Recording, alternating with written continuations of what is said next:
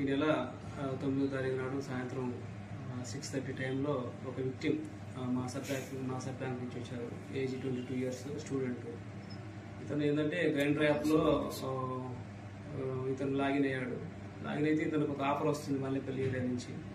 500 offer చేస్తారు రమ్మని.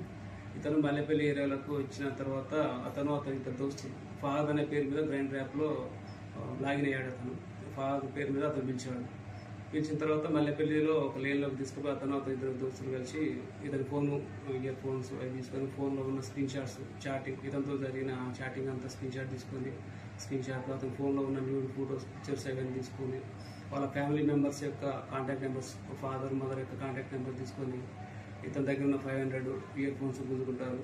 తర్వాత ఫర్దర్గా అతని దగ్గర ఏమి అమౌంట్ లేకపోవడంతో ఆ న్యూడ్ ఫొటోస్ మీ ఫ్యామిలీ మెంబర్స్కి పంపిస్తామని చెప్పేసి భయపెట్టి 30,000 ఇవ్వాలని చెప్పేసి డిమాండ్ చేస్తారు. ఇతను భయపడిపోతాడు.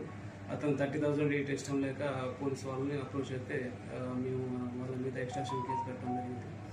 మా ఇన్వెస్టిగేషన్లో వాళ్ళు లోకల్ ఏరియాలో ఉండేవాళ్ళు 3 persons ఐడెంటిఫై అయిన వాళ్ళని త్వరలోనే పట్టుకొని డిమాండ్ చేస్తారు. మల్లెపల్లి ఏరియాలో ఉంటారు. 3 వ్యక్తులు మల్లెపల్లి ఏరియాలో ఉండేవాళ్ళని ఐడెంటిఫై చేసుకున్నాం. వాళ్ళ మీద ఫర్దర్గా యాక్షన్ తీసుకుంటాం.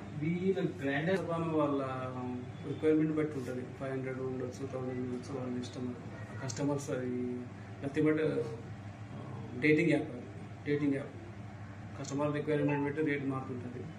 దీంట్లో ఏంటంటే రీసెంట్గా కూడా చాలా కంప్లైంట్స్ వస్తున్నాయి. వీటి మీద స్ట్రిక్ట్ యాక్షన్ తీసుకుంటాం.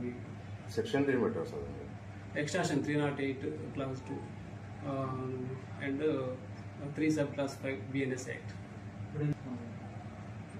ముగ్గురు ఐడెంటిఫై చేశాము. త్వరలోనే పట్టుకొని రిమాండ్ పంపిస్తాం.